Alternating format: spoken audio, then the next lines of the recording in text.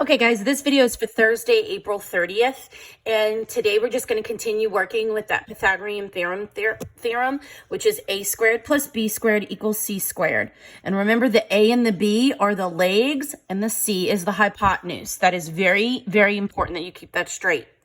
So sometimes we don't need to find the hypotenuse. Sometimes we need to find one of the legs. So you're going to use your algebra skills to find the missing pieces. So let's look at this one. So the hypotenuse is always the one you should find first. Here it is. It's the longest side across from the 90-degree angle. So this is a hypotenuse, so which means this is a leg and this is a leg. So using my formula, a squared plus b squared equals c squared, I'm going to plug in what I have. I've got 5 squared plus the b squared, which I'm missing, equals the 13 squared. So now using my algebra skills, I'm going to solve for b squared. I'm going to get 25 plus b squared equals 169.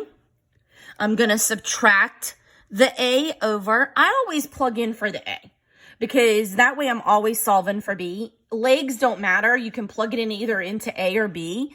But I always put my smallest number in for a. That's just what I do. And when I subtract this, I get 144. So b squared equals 144. And we know what to do. When we have an exponent, we have to take the square root property, and b equals 12 units. Notice that I have a units because this is a measurement when I'm doing Pythagorean theorem. Let's go to the next one. So here it is. It says use it to find. So I have the hypotenuse because it's across from the 90 degrees. That's my C. I have a leg. I'm going to make it my A. And I'm missing my B.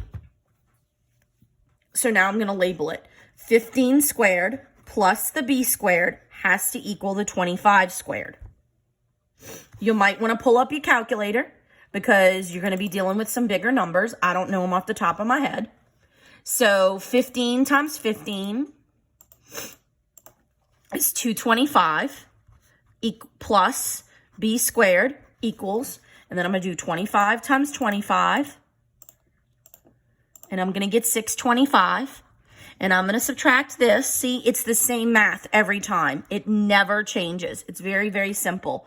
625 minus the 225 gives me 400. So now I'm going to take the square root of 400, which is 20, right? B equals 20 units. And then I have my other one. There are some famous Pythagorean theorem triples. Like, for instance, 3, 4, 5 is a famous set, and 6, 8, 10. These are actually the two most famous that you're going to see. So if you automatically see two legs that are 3 and 4, then the hypotenuse has to be 5. And if you automatically see 6 and 8 as legs, then the hypotenuse has to be 10. Only if it's a right triangle. If it's not a right triangle, then this doesn't apply. None of this applies. So let's do another example. So this one is in a real life context, but I can see my triangle right here. And sometimes what I just do is I just darken it.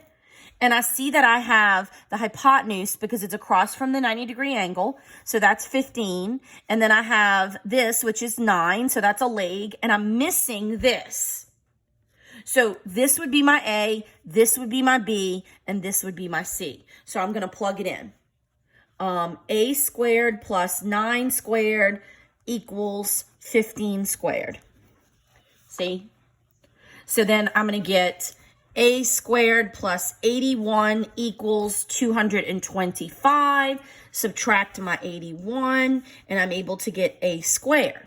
So 225 minus 81 equals 144.